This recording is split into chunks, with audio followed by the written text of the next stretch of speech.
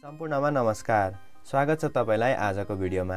आजको भिडियो अन्तर्गत रहेर हामीले हाम्रो कम्प्युटरमा चाहिँ नेपाली ट्रेडिसनल फन्टलाई चाहिँ नेपाली ट्रेडिसनल युनिकोड फन्टलाई कसरी इन्स्टल गर्ने भन्ने कुरालाई सिकाउन गइरहेको छु। हामीले चाहिँ युनिकोड फन्टको मार्फतबाट हामीले हाम्रा नेपाली अक्षरहरू चाहिँ सजिलैसँग नेपाली टाइप गर्न सक्छौं, जसको लागि चाहिँ हामीले हाम्रो कम्प्युटरमा एउटा युनिकोड फन्टलाई चाहिँ नेपाली युनिकोड कीबोर्ड लेआउटलाई चाहिँ इन्स्टल गर्नुपर्ने हुन्छ र यो युनिकोड कीबोर्ड लेआउटलाई चाहिँ कम्प्युटरमा कसरी इन्स्टल गर्ने भन्ने कुरा चाहिँ म यहाँहरुमा प्रस्तुत गर्न गइरहेको छु।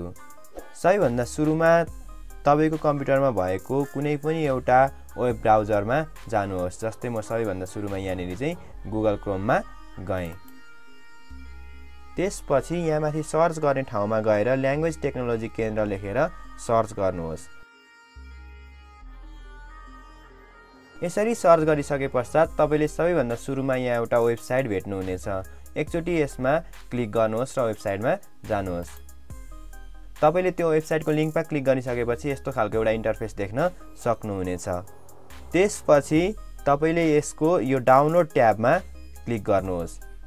डाउनलोड ट्याबमा क्लिक गरिसकेपछि थोरै तल स्क्रोल गर्नुहोस् र यहाँनेरि एउटा नेपाली युनिकोड रोमनाइज भनेको छ, त्यो भन्दा थोरै तलतिर नेपाली युनिकोड ट्रेडिसनल भनेको छ।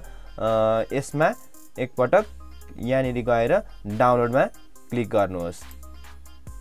यसरी डाउनलोडमा क्लिक गरिसकेपछि यहाँको डाउनलोड स्टार्ट भइसक्छ र यहाँ एउटा जिप फाइलको रूपमा रहन्छ र यो डाउनलोड भएको फाइल चाहिँ हाम्रो दिस पीसी को यो डाउनलोड भन्ने ठाउँमा गएर बसेको हुन्छ। यहाँ माथि हामी देख्न सक्छौं ट्रेडिसनल भन्ने एउटा जिप फाइल आएको छ। यसमा राइट क्लिक गर्नुहोस् र राइट क्लिक गरिसकेपछि यहाँनेरि एक्सट्र्याक्ट अल भन्ने एउटा अप्सन छ, त्यहाँनेरि क्लिक गर्नुहोस् र क्लिक गरिसकेपछि यहाँनेरि कहाँनेरि एक्सट्र्याक्ट गर्ने छानेर एक्सट्र्याक्टमा क्लिक गरिदिनुहोस्। एक्सट्र्याक्ट गरिसकेपछि तपाईले एउटा ट्रेडिसनल लेखेको फोल्डर पाउनुहुनेछ, यसलाई ओपन गर्नुहोस्।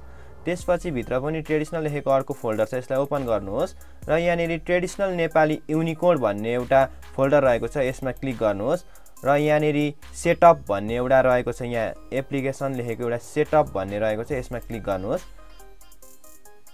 र यसरी क्लिक गरिसकेपछि यो तपाईको इन्स्टल हुने प्रक्रियामा जान्छ र यहाँनेरि चाहिँ यस गर्दिनुहोस् र यसलाई इन्स्टल हुने अवसर प्रदान गर्नुहोस् र यहाँनेरि चाहिँ Nepali unicode traditional layout has been successfully install भनिएको छ र यसमा चाहिँ कीबोर्ड चाहिँ कस्तो हुन्छ, कुन की थिच्दा चाहिँ कुन अक्षर आउँछ भनेर जान्नको लागि चाहिँ यहाँनेरि कीबोर्ड लेआउट भन्ने अर्को एउटा छुट्टै फोल्डर बनेको छ। यो फोल्डरमा जानुहोस् र यहाँनेरि तपाईले कीबोर्ड लेआउट हेर्न सक्नुहुन्छ।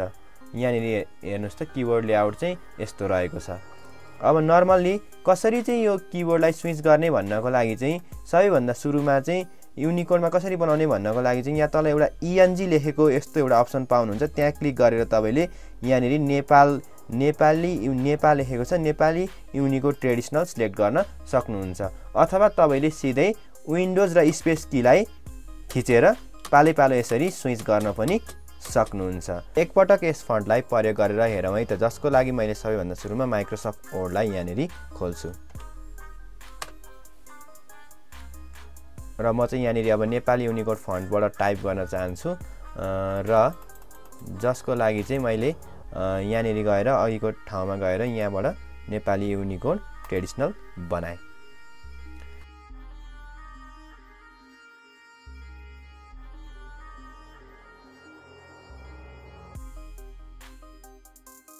यसरी सजिलैसँग तपाईले चाहिँ नेपाली युनिकोड कीबोर्ड लेआउट चाहिँ प्रयोग गर्न सक्नुहुन्छ र तपाईले यसमा चाहिँ जुनसुकै युनिकोड नेपाली युनिकोड फन्टहरु जस्तै यो मंगल भन्ने एउटा फन्ट रहेको छ, अर्को भनेको कालीमाटी, विशेष गरी कालीमाटी भन्ने फन्ट पनि यसले सपोर्ट गर्ने गर्छ है त। जस्तै हेर्नुस् त कालीमाटी भन्ने फन्टमा चाहिँ टक्क राम्रो देखिएको छ र तपाईले यसमा चाहिँ यो लेआउटमा चाहिँ जुनसुकै नेपाली फन्ट, जुनसुकै नेपाली युनिकोड फन्ट तपाईले प्रयोग गर्न सक्नुहुन्छ।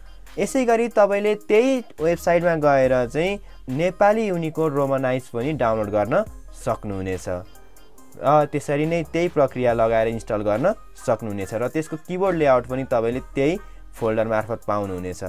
आजको भिडियो तपाईलाई कस्तो लाग्यो? भिडियो मन परेमा अथवा जानकारीमूलक लागेमा कृपया भिडियोलाई एक लाइक र एक शेयर अवश्य गरिदिनु होला। आगामी दिनमा पनि यस्तै महत्त्वपूर्ण भिडियो लिएर उपस्थित हुने नै छु। आजको लागि यति नै, धन्यवाद।